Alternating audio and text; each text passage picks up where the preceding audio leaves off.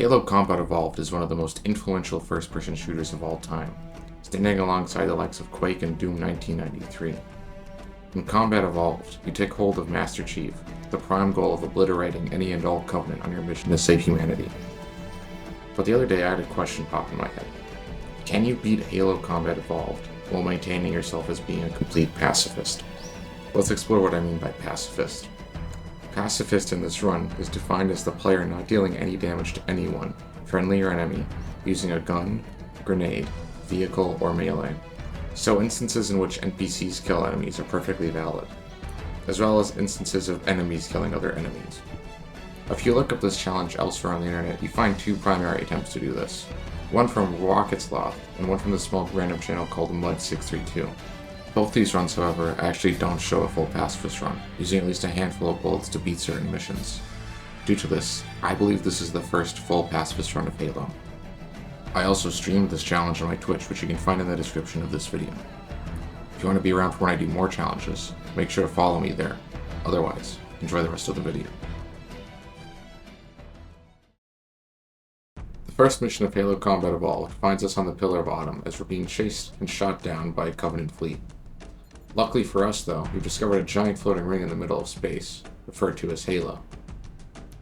After exiting our cryotube and seeing our friend being blown to smithereens, we find our way to the command station, whereas we're given commands by Captain Keyes to take Cortana and take an evacuation pod onto Halo.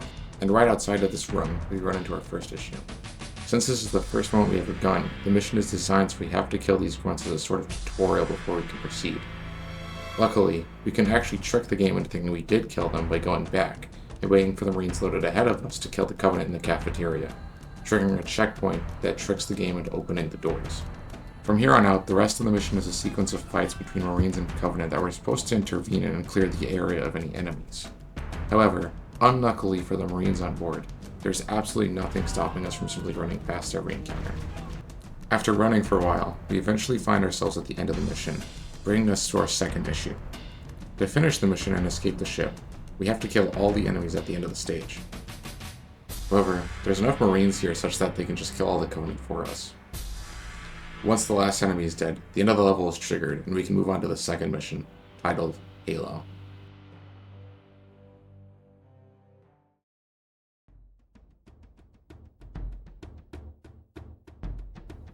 Upon waking up from a crash landing onto the ring, we find that we were the only survivors, but need to flee immediately as the Covenant are sending a dropship to all the landing pods. After running past a squad of Covenant in the hills, we reach an issue.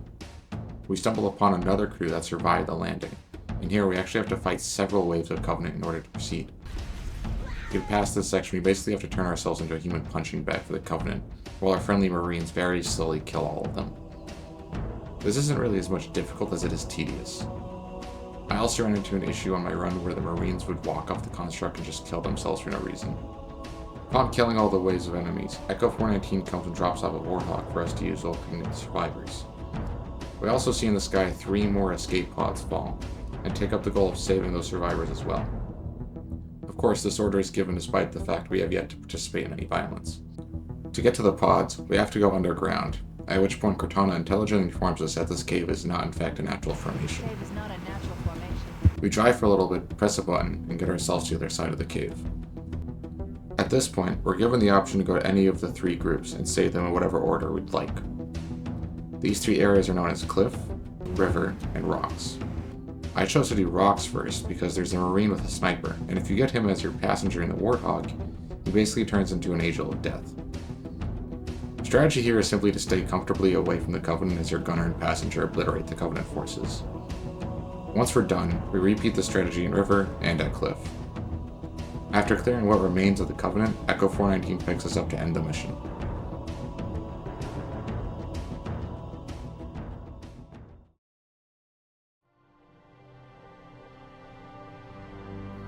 This leads us to Mission 3, the Truth and Reconciliation. Up to this point, it's been pretty smooth sailing. In fact, on stream I was keeping count of how many times I had died or reset to previous checkpoints, and we were at 1 up to this point. However, this mission is by far the hardest in the game for this challenge. We're told that Captain Keyes was captured by the Covenant and is being held captive in this giant ship called the Truth and Reconciliation. It's our job to find our way onto the ship and fight our way through in order to save him. This mission starts off with Echo 419 dropping us off on a cliffside where we begin to fight our way to the entrance of the Covenant ship. After 2 open areas, we find ourselves at the base of an anti-gravity lift, needing to fight several waves of enemies in order to board. This section is simple as long as you have all your Marines, which I didn't in my first go, causing me to reset after a handful of failures. The reason for this is the last wave is 2 hunters, and how well the Marines do against the hunters is pretty much complete RNG. Upon defeating the last wave, we get a new set of Marines and start our assault on the ship. Here we arrive at another challenge. We're stuck in this room with waves of enemies coming at us, first of which includes an invisible elite with an energy sword. The issue is the Marine AI can't see invisible enemies. Luckily, another wave of Covenant spawns a few seconds later, so actually all we have to do is carefully guide him in front of the other Covenant, and if you're lucky, your Marines will actually shoot the invisible elite while trying to damage the ones behind it. The only thing here we have to concern ourselves with is now keeping as many Marines alive as possible. You see, we're actually stuck with this platoon for the next 2 encounters, meaning we need to make sure that they're healthy enough to last the entire time. If they aren't capable of doing the next encounters, and we get a checkpoint, that actually means we have to restart the whole mission and do this all over again. Luckily, this first room was pretty easy. After defeating the last wave, we start our march to the next room. This one sucks because it feels like complete RNG on if your Marines survive or not. The issue here is that your Marines are vastly outnumbered by the Covenant the whole time.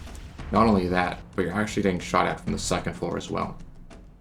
This means if you're not careful with aggro, your Marines can actually get stun locked by the sheer amount of plasma being fired at them, and die really quickly. My strategy here is to run into this corner hoping that the cover it provides allows the Marines to pick off the Covenant slowly. If you're lucky, you'll be leaving this room with no problems. If you're not, then you might be reloading the last checkpoint a few times. After getting through this room, we go through some hallways to arrive in the bay. Now this room is very similar to the last one where you have enemies on the 2nd floor shooting at you, but there's not nearly as many enemies fighting you at once. Now, counterintuitively, we actually want our Marines to die to the hunters that appear at the end. The reason for this is Cortana actually sends you a new squad after this room if you have no Marines, and for the room after this, you need all the firepower you can get. If you're unlucky, like me, and the Marines have too much health, it is extremely difficult to get the Marines to die to the hunters. You may be asking, how are you going to kill the hunters if you can't damage them? Well, actually one of the bay doors is open, which allows enemies to kill themselves by jumping off, including the hunters. Upon making it out of this room and getting a new platoon, we start a little bit of a grind to the ship's control room. Once you get there, you'll find the room contains a golden elite with an energy sword, which 2-shots your Marines. This singular enemy is the reason we needed that restock. Luckily, since we have a full platoon, it actually isn't that bad to kill him and deal with the rest of the room. Following this, we get directions to Captain Keyes' jail cell, which we have to go through without any Marines. Once we get there, we can't save Keyes until we've killed everything in the jail room. This includes 3 grunts, 2 invisible elites, and another golden elite with an energy sword. Here, you might think it's over for this challenge, and you'd be correct if it wasn't for the fact this game was made in 2001, and well, the AI was revolutionary back then. It's pretty stupid by today's standards. Relatively speaking. What we can do here is run past everything in the room and crouch behind the podium in the back. Since you're in view, none of the enemies with guns choose to approach you, while the elite gets caught on the platform. The reason for this is that the AI is looking to get to you in the shortest possible distance, but because there's a gap under the platform, it thinks it can walk there. The trick here is we can just get the grunts with their needlers to kill all 3 of the elites standing closer to us. Once you kill the elites, you just have to get the grunts. We kill these guys by aggroing the jackals in the hallway and using their plasma shots to kill the grunts. Once this is done, we can finally open the gates and save Keyes. The mission isn't over yet though. We still have to get him off the ship. This starts an escort section where Captain Keyes is not allowed to die. Luckily, our new friends pick up the weapons from the fallen enemies and they can kill all the Covenant for us. One thing to make note of is that when using Covenant weapons, the humans just hold down the trigger until everything's dead. This includes when their teammates are in front of them, so honestly, the humans are a bigger threat to each other than the Covenant are to them. Upon making it back to the ship's control room, we find all the Marines are dead, and instead there's 2 invisible elites with energy swords. Now you may remember that the Marines don't shoot invisible enemies. Last time we got around this by having the elite go between the other Covenant and the shooting Marines, but there is no other Covenant this time. However, I lied a little bit. The AI will shoot invisible enemies if and only if they are physically touched by them. What this means is we need to get the elite with an energy sword to rub up against the Marines without killing Keyes. Luckily, we can actually have one of the elites kill the other by having them both swing at us at the same time. So we actually have to kill one. This section is complete RNG and it sucks. You basically have to hope the elite runs up to a friendly, then changes target before killing them. You have to hope that who it chooses to kill isn't Keyes. Eventually, the elite does die. Issue is you don't get a checkpoint after killing the elites. The checkpoint comes after beating the grunts that come after. That's when on stream, this happened. No! No!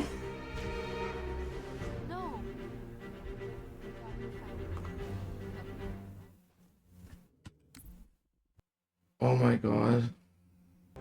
To avoid issues with the Marines killing each other, I brought them back to where we came, and slowly inched towards the door until there was no way for Keyes to be in front. Upon killing all the grunts, we get a checkpoint and we're finally on the home stretch. To finish the mission, we just need to guide our friends back to the hangar bay, press a button to open up the bay, which ends the mission as Keyes pilots the Covenant ship out. In total, this mission took around 3 hours to complete, totaling 111 resets and deaths.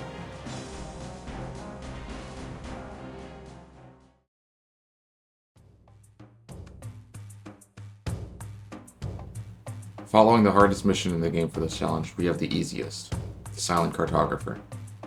Now, if you've played Halo CE before, you might know pretty easily how we're going to do this, because there's actually an achievement called the Pacifist that you get for completing this mission without dying or damaging enemies. This mission starts off with Echo 419 dropping us on a beach with a large platoon of Marines to take on Covenant enforcement. Typically, you're supposed to kill all the Covenant to get a Warthog, at which point you drive around the island looking for the entrance to get to the Cartographer. Instead of that, though, we turn around immediately and go in the opposite direction.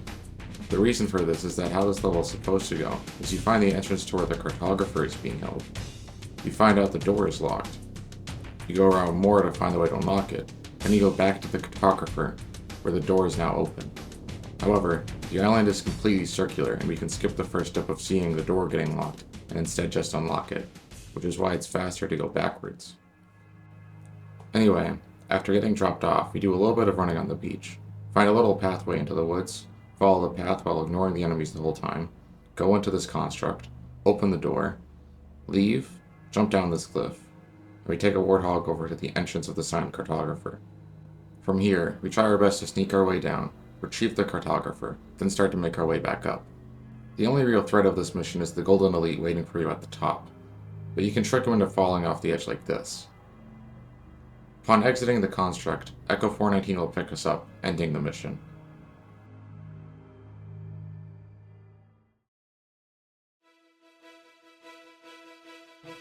This lends itself to the next mission, Assault on the Control Room. Luckily, for us, pretty much this entire area is just trying to get from point A to point B without any areas where you have to fight Covenant to proceed, making this a pretty easy mission for us.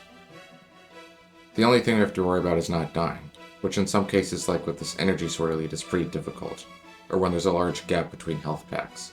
But generally, this stage is simple. There are a few differences between this run and a regular run, however, that I should mention. First is that when you initially get outside of the tunnels and reach the frozen tundra, you're presented with a flipped Warthog and later a Scorpion. Normally you'd take the Scorpion, but because we can't kill anything, we just take the Warthog, which is 3 times faster. After a very long ride above ground, underground, then above ground again, you stumble upon this spiral snow cliff with Marines fighting some hunters. Normally, you'd take some supplies, kill them, then proceed, but we're just going to grab an invisibility shield and run through this entire area while trying not to take aggro. I also like this moment where an invisible energy sword elite is running into the fray to come kill you, but you're also invisible, so you just end up walking past each other. Once we're back inside, our invisibility will wear off and we start running through enemies normally again. Eventually, we get to a point where you're on a land bridge above a chasm with a bunch of Covenant and a couple Banshees. Normally how you play this level is you fight your way through, go through the door on the other side, fight your way through the series of rooms and hallways, get your way to the bottom of the chasm, then fight your way up this giant fortification, eventually arriving at this door. However, back on the bridge, the Banshees actually start unpiloted. Typically the elites next to them will jump in before you can, but if you make a break for it, or get lucky like me and have none of the enemies spawn on the bridge for some reason, you can in fact just deal the Banshee and fly to the end without doing any of what I just said. Upon landing, we open a series of doors to enter the control room, which finishes the mission.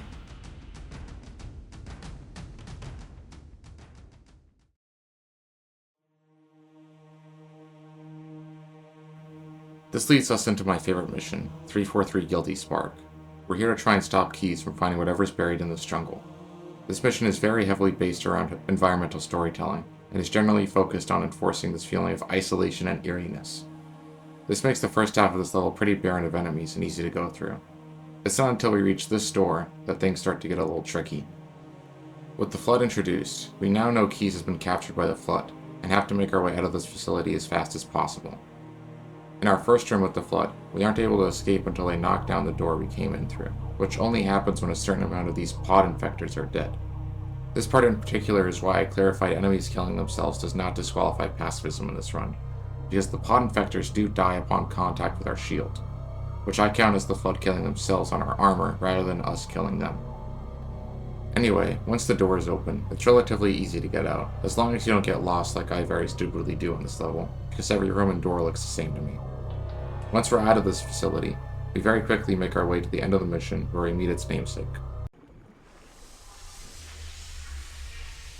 Greetings. I am the monitor of Installation 04. I am 343 Guilty Spark. Someone has released the Flood.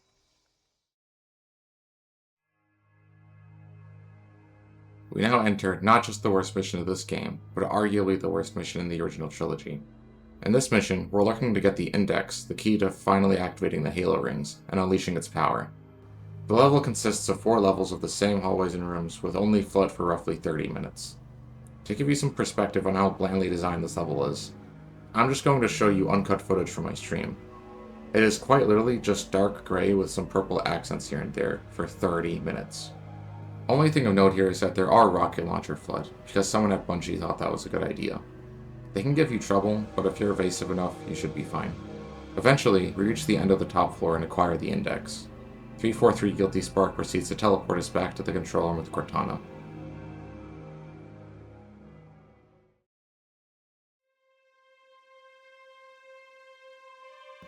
With the Index in hand, we begin 2 betrayals. We must destroy Halo, but before we can do that, we're going to destroy its firing cannons as to buy time before Guilty Spark finds a way to activate the ring. This mission is relatively easy for this run, as similarly to Assault in the control room, there are no points where we actually have to go through and fight all the enemies in an area. I'll just briefly describe the process of going through the level. First thing we do is descend the construct where at the bottom we find a Banshee. We use this to ride up to here and take out the first of the 3 cannons. These points are a bit dangerous because we destroy the cannons with our shields, which leaves us very vulnerable to dying to the enemies that spawn after, but it's nothing too serious. We head back out, take the Banshee down to the bridge, and go back downwards through the series of tunnels we went through and attack on the control room. After backtracking through it long enough, we eventually reach the outside. Proceeding a bit farther, we eventually come across another Banshee and another cannon. After destroying the second cannon, we repeat this process of backtracking to destroy the third cannon and finish the mission.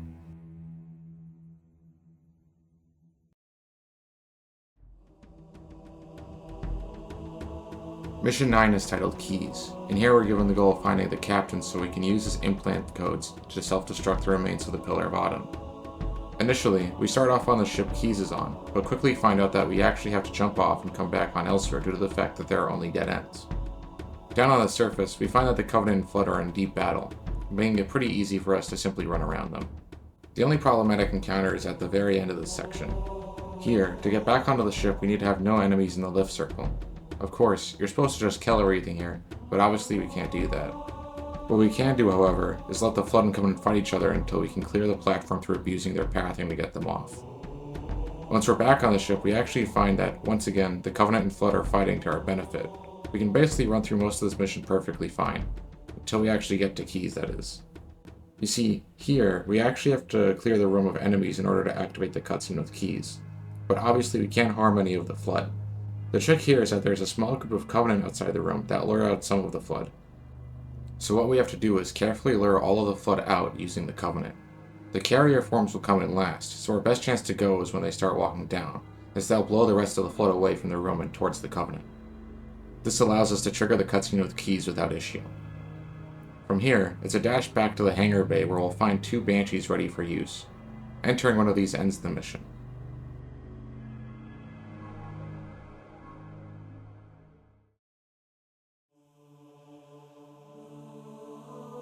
Finally, we arrive at the Maw, the final mission of Halo CE. Back on the Pillar of Autumn, things start out simple enough. We can run through with minimal issue outside of the fact everything is trying to kill us. This is of course until we reach the command station. In this room, we're supposed to start the detonation sequence, but we can't until we've cleared the room of enemies. This includes an elite and 3 grunts, all special operatives. At first glance, it seems as if this whole journey was for naught.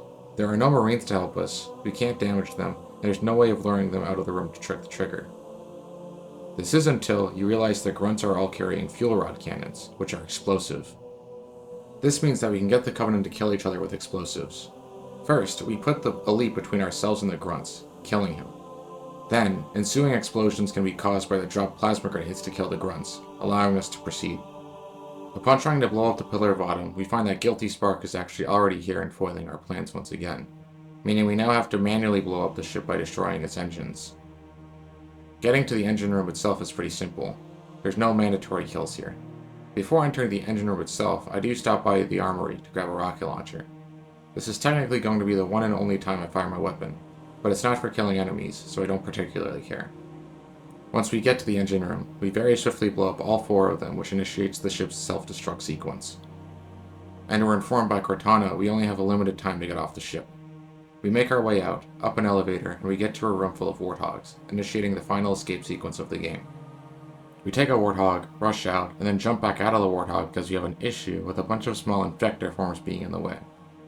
While I'll allow for the flood to kill itself on the armor, I'm not allowing myself to run them over. Once they're dead, we get back in the warthog and drive our way through the ship. We can't take specific routes here because there's enemies we don't want to run over, but otherwise this is mostly simple. We run into another spot later on with more infectors, falling onto the track from above, but again, we just jump out and let them do their thing. After that, we finally reach the bridge, where we bear witness to the saddest death in Halo. Rest in peace, Foehammer. You'll be missed. We're then informed of another ship that's still on the way that we can luckily still get to in time. We make a sick jump, wind our way around some turns, before eventually having to get out early because of some flood blocking our path. After a bit of extra running, we finally reach the end of the sequence, finishing both the mission and the game.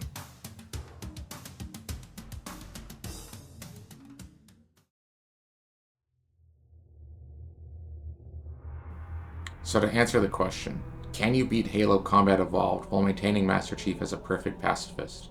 Yes. For the most part, at least. If you're wondering if this is possible in any of the other Halo games, I suspect the answer is sadly no. There's a lot of luck that went into making this work, and I don't mean RNG, I mean from a design perspective. Like if those grunts in the mod did not have explosive weapons, then this run would have been completely impossible. For example, I can't imagine how you do any of the boss fights in Halo 2 without dealing damage. That being said, if you made it this far, thank you. That means a lot. If you enjoyed what you saw, please strongly consider liking, subscribing, following me elsewhere, and all that great stuff. If you have ideas about other challenges I could try, please comment them. Otherwise, I hope you're having a great day, and I'll see you next time.